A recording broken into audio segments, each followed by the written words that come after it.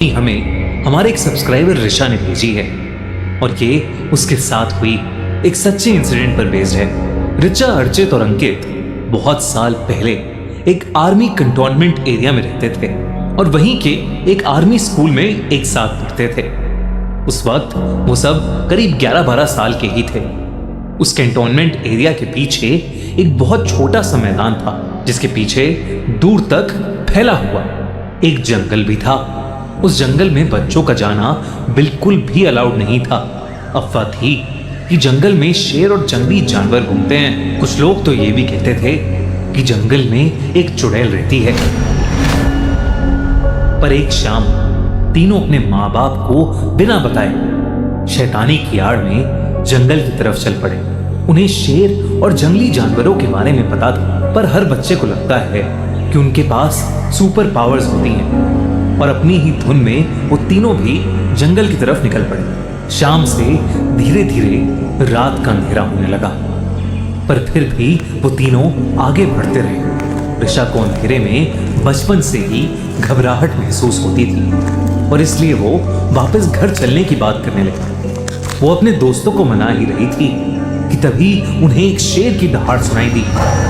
सबके रोंगटे खड़े हो गए। ऋषा ने डरते हुए पीछे मुड़कर देखा तो वहां कोई शेर तो नहीं था, लेकिन उनके सामने एक बूढ़ी औरत खड़ी थी।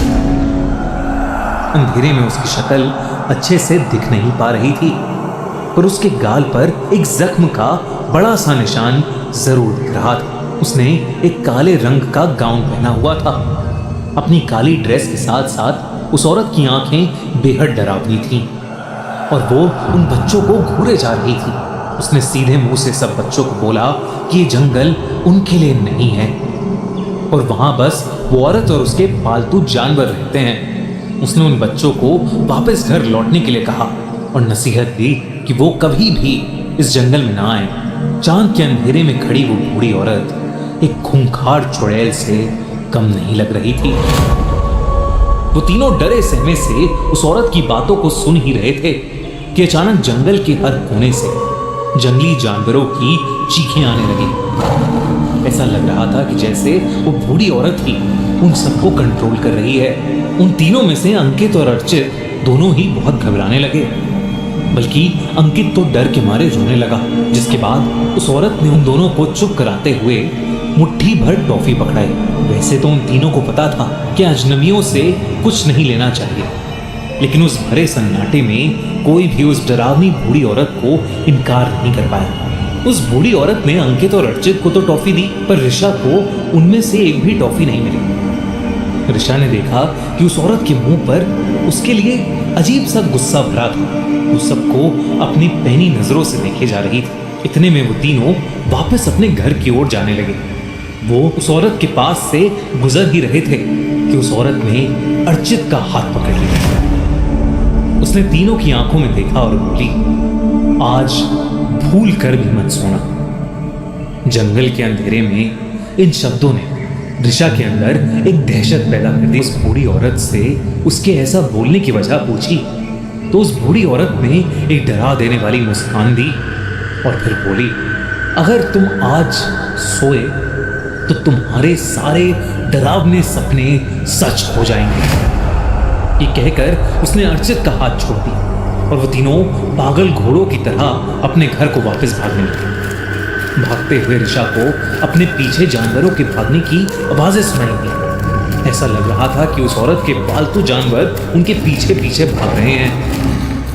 ऋषा बस जल्द से जल्द अपने घर पहुंचना चाहती थी। तीनों जल्दी से अपने घर पहुंच गए और इस घटना को एक गलती समझकर भूल गए। ऋषा का अगले दिन एग्जाम होने की वजह से वो अपने बिस्तर पर सोने चली गई, पर उस औरत की डरावनी आवाज, उसके मिट्टी वाले हाथ, बड़े बड़े नाखून और कटा हुआ गाल उसके दिमाग से निकल ही नहीं पा रहा था। जैसे कि उस बूढ़ी औरत ने कहा था।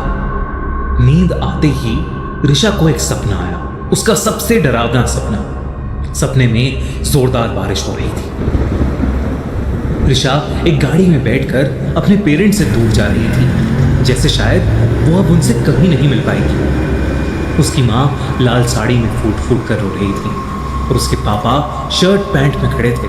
जिनकी भी आंखों से आंसू टपक रहे थे। गाड़ी के दूर गुजरने पर ऋषा ने जब पीछे मुड़कर अपने माँ बाप को देखना चाहा तो उनके पीछे कोई और भी खड़ा था। चौंका देने वाली बात यह थी कि वहां वही बूढ़ी औरत खड़ी थी, अपने चेहरे पे वही भयानक हंसी लिए।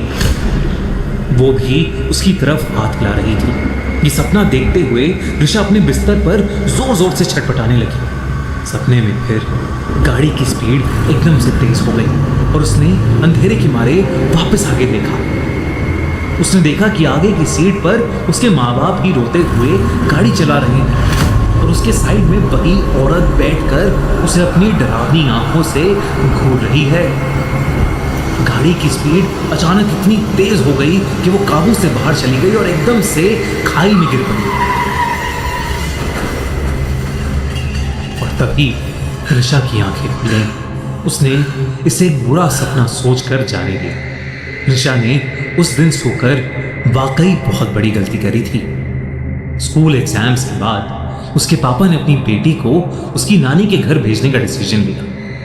मेरठ शिफ्ट होने के लिए अगले दिन ऋषा गाड़ी में बैठकर जा ही रही थी कि उसे अपना वही डरावना सपना सच होते हुए दिख रहा था। उस दिन उसकी माँ ने लाल साड़ी और पापा ने वैसे ही शर्ट पैंट पहना था और दोनों वैसे ही रोए जा रहे थे जैसे ऋषा के सपने में।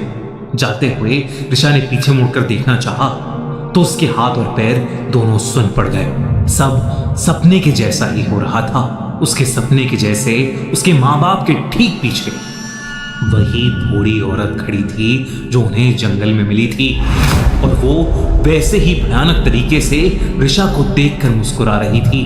पर इस बार जब ऋषा की गाड़ी ने स्पीड पकड़ी तो वो किसी खाई में नहीं गई और ना ही उसके बाद कोई हादसा हुआ। 10 दिनों बाद ऋषा को अपने पेरेंट्स से पता लगा कि अर्चित की माँ एक एक्सीडेंट में मर गई है। ऋषा तब इस सब को समझने के लिए बहुत छोटी थी और समय के साथ वो इस बात को भूल भी गई। लेकिन कुछ साल बाद वो वापस अपने शहर में आई और अपने पुराने दोस्तों से मिली। तब अर्चित ने उसे बताया कि जिस रात ऋषा को डरावना सपना आया था उस रात उसने भी एक बुरा सपना देखा था।